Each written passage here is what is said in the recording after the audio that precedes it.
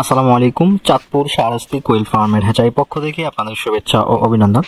So খামারি ভাইরা, আজকে একজন খামারিকে পাখি দিচ্ছি, প্রায় 3000 মহিলা পাখি। তো খামারি আমার এখান থেকে পাখি নিয়ে যাচ্ছেন, একবারে পুরোপুরি সময় দিয়ে চাঁদপুর শাহরাস্তি কোয়েল হ্যাচারি থেকে কোয়েলের বাচ্চা সংগ্রহ করতেছেন।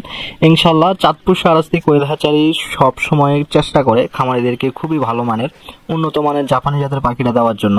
বর্তমান সময়ে যে পরিস্থিতি তৈরি হয়েছে, যে জাপানি জাতের যে পাখিটা, ওইটা কিন্তু আসল জাপানি জাতের পাখি যেটা, ওটা খুঁজে পাওয়াটা দুষ্কর।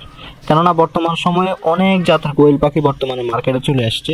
দেখা যায় যে হাইব্রিড, জাম্বু, এরপর যাই ইউরোপিয়ান হোয়াইট কোয়েল, কত ধরনের কোয়েল বর্তমানে চলে আসছে হাইব্রিড জাতের। তো দেখা যায় যে ওটার জন্য জাপানি জাতের পাখিটা, অরিজিনাল জাপানি জাতের পাখিটা পাওয়াটাও দুষ্কর হয়ে যায় যারা ডিমের জন্য পাখি পালন করবেন।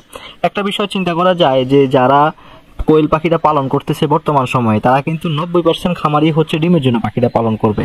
তো ডিমের জন্য যখন পাখিটা পালন করবে, তখন কিন্তু তারা চায় যে তাদের খামারে একটা ভালো উন্নত মানের জাপানি জাতের পাখিটা থাকুক। তো দেখা যায় যে বর্তমান যে সম্মিলিত মিশ্রণ, ওই মিশ্রণের কারণে জাপানি জাতের পাখিটা পাওয়াটা দুষ্কর হয়ে যায়। দেখা যায় যে ক্রস হাইব্রিড পরে, হাইব্রিড পাখিটা কিন্তু পর্যাপ্ত পরিমাণ ডিম দেয় না। জাপানি জাতের পাখিটা যেরকম ডিম দিবে, হাইব্রিড পাখিটা ওই রকম ডিম দিবে না। তো সেই ক্ষেত্রে দেখা যায় যে আপনি অবশ্যই খুঁজে জাপানি জাতের পাখিটাই খামারে তুলবেন, তাহলে ইনশাল্লাহ আপনার খামারটা ভালোভাবেই কিন্তু ডিম উৎপাদন হবে। 80, 85, 90% ডিম উৎপাদন করতে পারবেন 25 গ্রাম খাবার দিয়ে। আবার অনেকে বলেন যে ভাই হাইব্রিড কোয়েল পাখিটা তো ডিম দেয়। তো আমিও বলি হাইব্রিড কোয়েল পাখিটা ডিম দেয়, এটা ডিম দেয় না এমন না, কিন্তু এটা 35 গ্রাম খাবার খায়। তো দেখা যায় যে আমার 10 গ্রাম খাবার বেশি খাচ্ছে, তো সেখানে আমার ডিম উৎপাদন খরচটাও কিন্তু 10 গ্রাম খাবার বেশি খাওয়ার কারণে কিন্তু উৎপাদন ব্যয় বেশি, সেখানে আমার লস গুনতে হচ্ছে।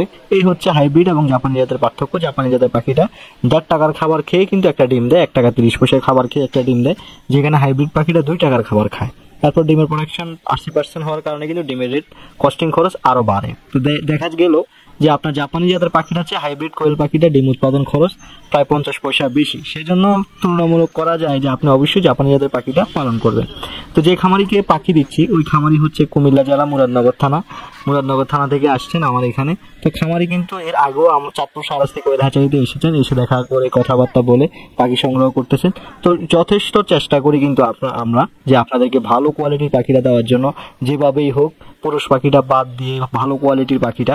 তো অনেক সময় অনেকে ফোন দিয়ে বলেন যে রিপন ভাই আপনার এখানে কখন পাখি পাওয়া যায়। ইনশাল্লাহ সব সময় পাখি আছে, আপনারা যে কোনো সময় ফোন করে কল দিয়ে খামারে চলে আসবেন পাখি নেওয়ার জন্য। সব সময় খামারে স্টক থাকে পাখি। তো ইনশাল্লাহ আগে ফোন দিয়ে শিওর হয়ে নেবেন যে রিপন ভাই আমি কখন আসবো খামারে। তো তখন আমি যে সময় দিব, ওই সময় ইনশাল্লাহ আপনারা খামারে এসে দেখে বুঝে কোয়েল পাখির বাচ্চা সংগ্রহ করতে পারবেন।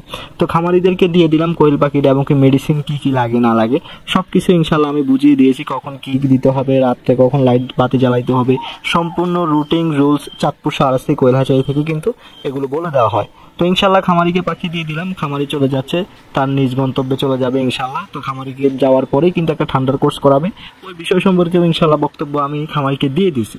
তো আজকে এ পর্যন্তই, দেখা হবে পরবর্তী ভিডিওতে। আসসালামু আলাইকুম।